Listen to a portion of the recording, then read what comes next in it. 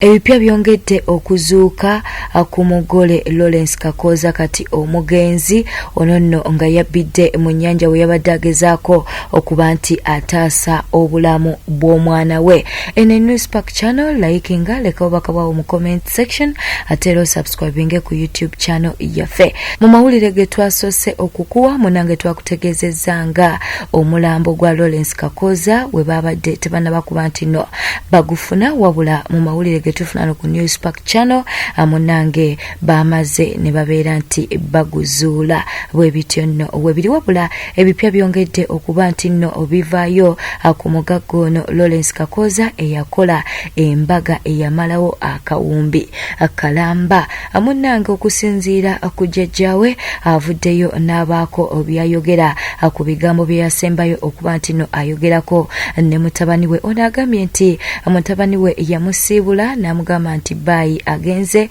ate era namulaga ne ku bazzukulu katubere nga atukuwa omwami ono abeere nti annyonnyola ensonga zonna. Okulaba muzzukulu wange era nga musanyufu nnyo aleetedde n'abazzukulu okubalabako nensanyuka nnyo bwe yava n'agamba nti ngenzi nange yansibula nga bwe twakwadde amawulire nga tukulaga nti Lawrence Kakoza kati omugenzi ku mukolo gwe yali musanyufu nnyo amunange mu birala bye tuli mu kufuna wano ba mu bipya bye tuzudde ono nno nga we wamulabye nga musanyufu nnyo ku mukolo gwe era bw'ate bw'abadde n'omutima omusaasizi era nga abantu bangi bamwogeddeko ebintu eby'enjawulo wabula bavuddeyo ne batutegeeza nti ono jjukira omukolo gwe yagukolera mu kyalo ewaabwe gye bamuzaala era munange nga womanyi woba ogenzeeko mu kyalo ate ogenda n'olongoosa ku bijja bw'atyo yabalaga waaba aziikibwa bw'ali baavudde mu bulamu bw'ensi eno. Katukuwe abantu ab'enjawulo bambi nga bagezaako okwogera ku birungi oba oliawo omugagga ono Kakoza byabakoledde. Singa kati tuli ku birungi bye tulya naye kati tuli mu kumeketa muwogo. Alabirira nga tuyamba bulungi nnyo. Abadde atuweererera abaana atuwa obuwunga, sukaali, sabbuuni atulambula bulungi.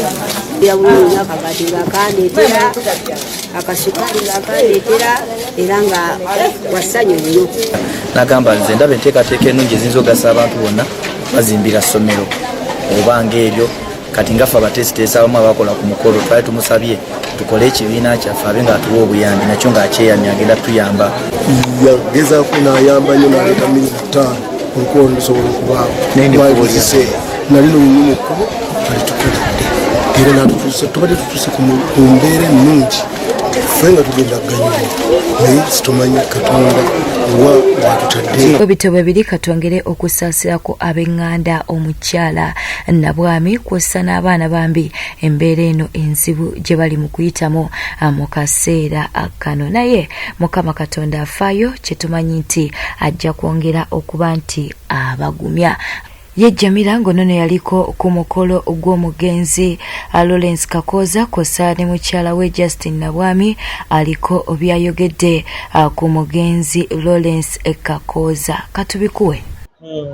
Nengamba omwami ono wakisa olwakusanga omuntu omugagga nga wakisa so ne tukola okwanjirako naasiimanye era ng'akubira omwami wange amwebaza. Lawrence abadde muntu mulungi nga welcoming nga mwana muto amusanyukira era kyemmanyi baganda be kino bakijulira kuba nze mbadde sirabako okuze kutuuka wano mbaga Lawrence gye yakola ejja bulijjo gye nzize nkola ebbanga lyekoleddeko emikolo mbadde sinnagulaba ate nga omanyi abantu abagagga nga abadde tali mu mataala nga tamanyikiddwa ng'obugagga ndoza bumanyikiddwa baganda be famire ye abadde tavanga naye ogamba nti oba nyina ssente naye the guy had billions and billions of money. Bw'otunula omukolo guno goloza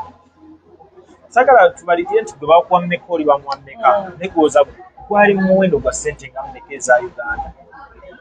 Nze nganze omuntu akawumbi kasobola okuggwa naye kye nalaba simanyi nabe wabwe kye baliko saawa zino naye nze nyongera gumya mukyala ogume mukyala munnange kyoyitamu nkimanyi nze nkugambye nafiirwa dde abantu bange abasookerwako nkuze sirina maama nkuze sirina taata so kintu kufa bannange. Omukolo guno mwaliyo weekend ewedde sebera weekend just nga nakagulagane kubukedde magula zera weekend last Sunday Allah akbar nga musanyufu bitya Kakooza yabadde nga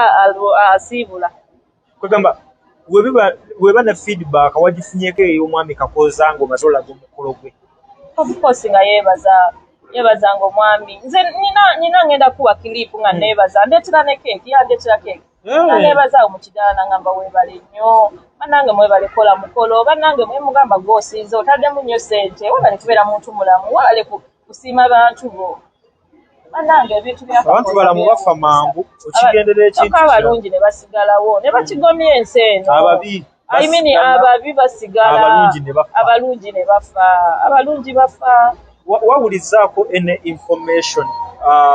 about kati ekiri okuba nawulidde omulambo kukyabuze bagulabye ku makya g'olunaku olwaleero yes they communicated then we bagulayo kubaza badde jogera ne muganda we bamuyita mwami Bugembe Peter be baliyo be bagenze ne Jejo Beda be baliyo be basooka okukubira ndowooza ng'omuntu yakagwa mu mazzi so bagulabye leero ku makya nga bukyera they informed me A+ egenze gujjayo ndowooza banatera n'otuuka ekapitula kibi nnyo kati awo obeera wafiiriddwa kiraya nti emirundi ebiri ku dduuka eno mu byokola eby'abagole ate n'eri ku mulimu gw'ogwa TV kintu kinene nnyo ekyo waliwo kirabyeko omugole nga yakatuuka ku ssanyu lino n'ofuna ku mawulire agafaanako badde mbiwulira naye nga badde mbiraba ku social medias naye nga siize mbadde simukolangako yes nze nganze era nfunye ekikangabwa ky'amaanyi annumye nnyo sinza okunnumisa omwami oyo abadde muntu mulamu annumye nnyo eyo nga tuvuddeyo tugenzeeko mu bivulu ebibiri ebibaddeyo olunaku olwaleero twabadde n'ekivulu ekya Juliana Akanyomozi kwossa ne abayimbi aba B2C ababadde wali eri ku Freedom City abantu ne bakaba economy sente ebuze mafuta ga bbeeyi naye munanga ate abantu tekibagana kuba nti nno bakyakala wetwogerera nga Freedom City yo yajjudde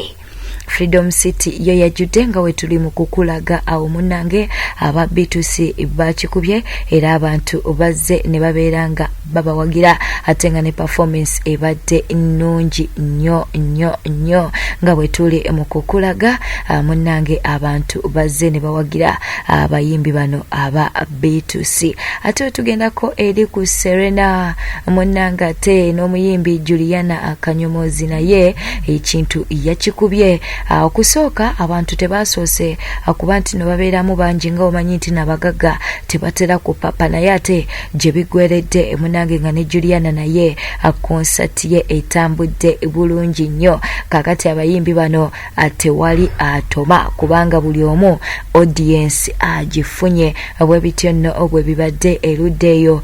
ku Serena ate era ne ku Freedom City bwetyo betambudde obadde mulabi mulungi wabale kwekumira ku newssparkug channel katukujjukiza okuba nti no olikinga subscribinga ku YouTube channel yaffe kwossa n'okuleka obubaka bwawo mu comment section bela bulungi weeraba